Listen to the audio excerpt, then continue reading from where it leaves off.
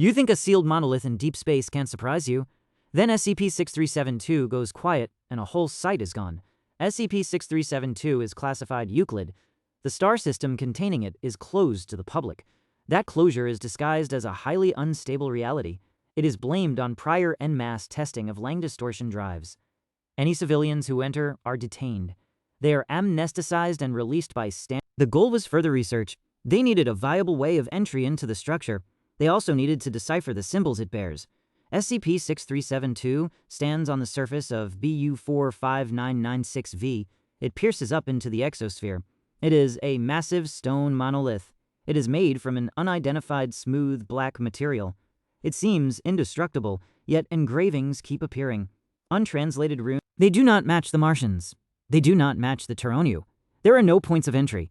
A Foundation scan said the structure is hollow. That starts after just 10 meters of wall depth. Inside is about 9959 kilometers of emptiness. What is in there is unknown. From inside, it constantly exudes a notable buzzing sound. Researchers also heard faint echoes.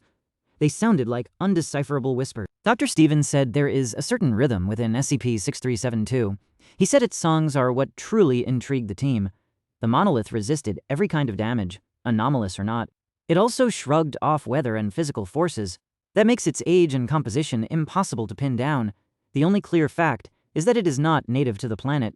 In an addendum, staff said further work was unfeasible without entry. It was approved, but arrival was pushed to the next decade due to overload.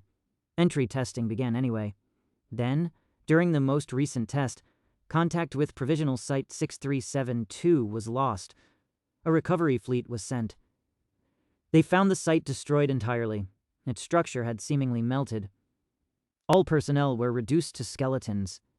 Their suits and apparatus were unusable. SCP-6372 had been breached. It sat roughly 1.25 meters above ground level. A broken knife handle lay nearby. More skeletons surrounded it and the opening. Personnel looked in. They reported it was empty. They said the inside looked entirely like cake. On the southern side, a larger breach was found. Cake scattered for kilometers. It suggested a sudden large explosion, and SCP-6372 was silent for the first time. Deepwell Archives later revealed site transfer. It came from the account of Samantha Baker. It was a single sentence.